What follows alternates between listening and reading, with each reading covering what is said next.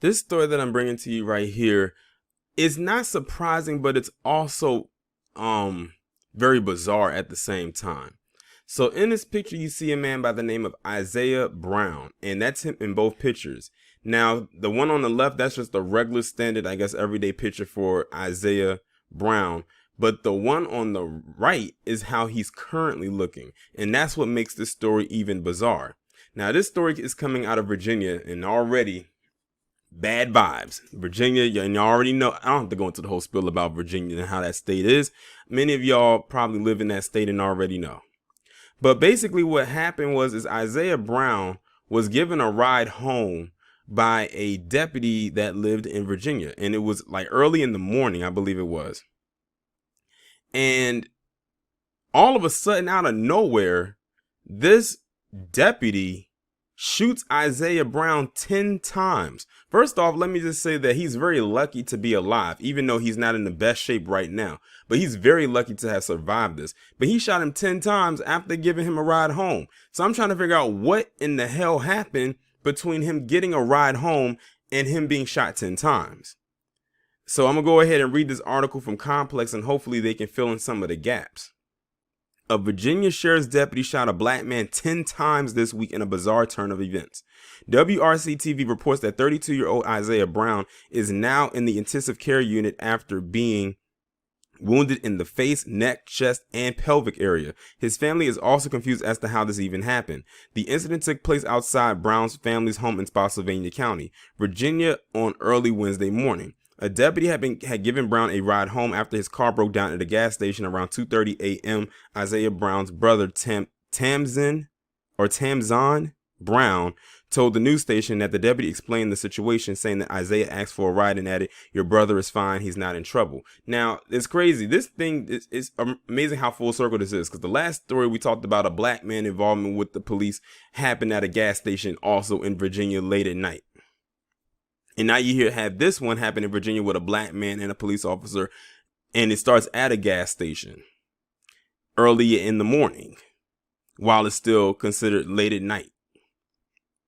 However, the deputy returned to the home after someone dialed 911. The sheriff's department reported the call as a domestic disturbance. Tamzon believes that Isaiah was hoping to catch a ride back to his car to avoid it getting towed. Isaiah began walking away from the house and encountered the deputy. "I'm just still trying to figure out where he felt the threat at to feel the need to shoot," Brown's sister Yolanda Brown told WRC. Brown wasn't carrying a weapon, and the police haven't told his family as to why the deputy shot him. See, they're covering already. They're trying to think of a story. Like I said, this story is very weird. It's very bizarre. The officer just started shooting at him for no reason. "I didn't hear a warning shot. All I heard was hands up one time. And all he had was his phone, so I know he put his hands up," Tamzon said. The incident was taped on the deputy's body camera, which won't be released since the Virginia State Police have opened an investigation into the matter. In other words, they're probably trying to find a way to edit the footage. The state police also shared a statement on Wednesday. The sheriff's deputy attempted to verbally engage Brown, and it was during this encounter that the deputy discharged his service weapon. See, this thing is still very incomplete for me. Like, I have a lot of questions. Like, it's very weird. So we find out that Isaiah Brown's car had broke down, and he called for assistance, and then he was picked up by this cop, it says, who gave him a ride home. And all of a sudden he just like went back and just shot him. So I'm trying to figure out, like, I need to hear everything, because they're not telling the whole story right here. And see, he's in a position where he really can't talk at the moment. And it makes you wonder what was going on between Isaiah Brown and this cop between that time. Something had to have happened. I don't want to think like that, if y'all know what I mean. But something happened. And the cop isn't saying anything. And they haven't revealed the identity of the cop that did it. And I'm almost inclined to believe that it's a you-know-who, the usual suspect. I'll be shocked if I'm wrong. But it's very weird. It's very, very strange. Like, something is not adding up here. I might have to, like, keep my eye on this story right here, because it's incomplete. It's an incomplete story. And then on top of that, they said they're not releasing the body cam footage because they said they opened investigation. It's interesting. They opened up an investigation so quickly so they wouldn't have to reveal what was on that body cam footage. Because now I want to see what was on there. What was the exchange that led to this? I'm almost curious too. What do those pro Blue Lives Matter folk got to say about this? Like, this is weird. Like, this cop picked him up to give him a ride home after his car broke down, and then he just shoots him 10 times. Like, how does that happen? Where? Like, how? That's the craziest. That's why I said this story is weird to me. But y'all let me know what y'all think down in the comments.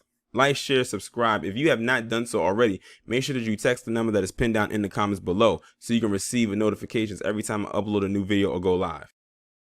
Okay, so I had to come back on here and add in some more additional information because, like I said, there was going to be some updates that came from this because remember, initially there was no, they didn't release any body cam footage, but apparently they did a little bit soon after that article that I read from was posted.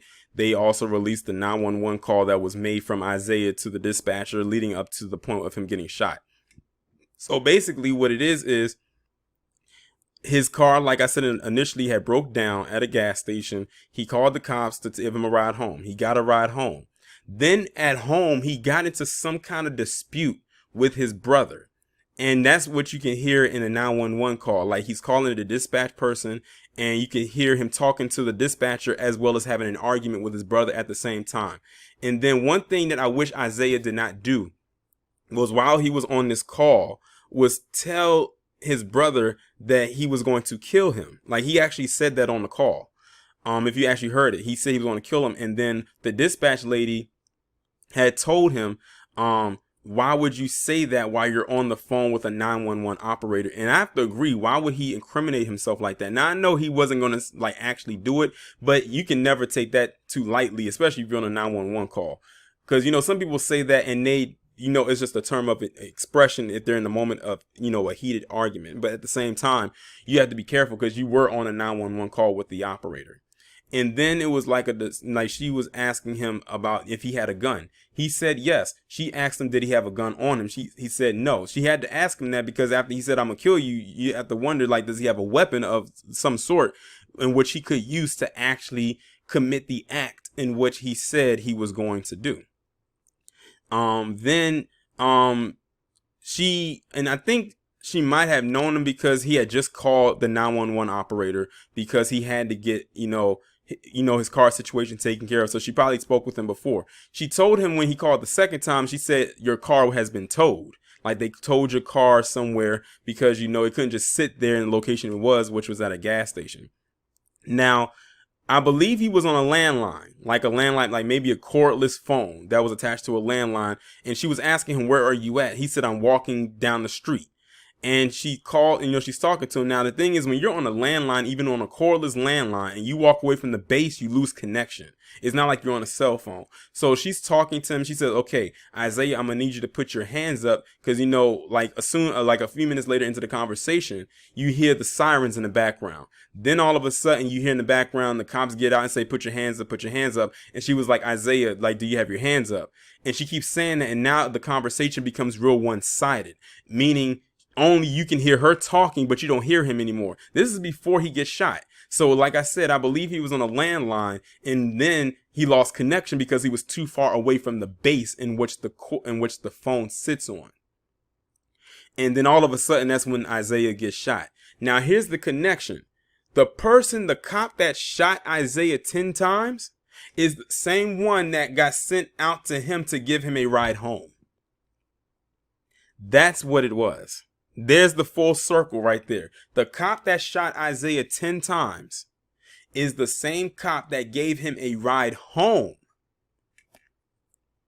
when he called about his car being broke down. The same exact cop. And he probably didn't know. And the thing is, they said he had the phone up to his ear, but they say that he had a gun to his head, like as if he was going to shoot himself. But it wasn't a gun. It was that phone. Because apparently a gun a phone in a black man's hand is apparently, translates to a gun. And that's pretty much, from what I gather, that's pretty much like, excuse me, the breakdown even further about what happened with Isaiah.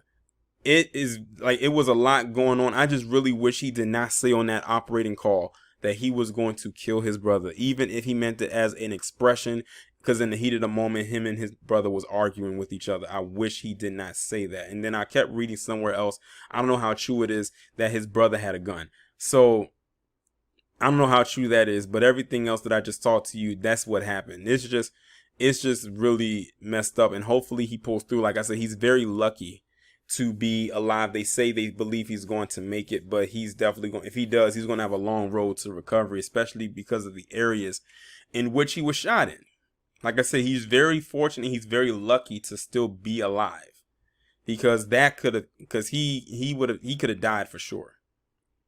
But yeah, because like I said, in the first part of the video, I was so confused about, like, how did that happen? That's why I said it was so bizarre to me. How did that happen? Like, what's going on here? Like, how do you get shot by the cop that just dropped you off home? Like, what happened in between? That's why I said I believe it was an incomplete story. Like, what happened in between those times? Now, thanks to the audio being released and the body cam footage, which the body cam footage was terrible because it was dark and it wasn't really pointing in the direction of Isaiah. It looked like it was kind of off. But now that we have that, now we have pretty much filled in the gap of how it led to this. But I'm gonna go ahead now in the video, and y'all let me know what y'all think down in the comments.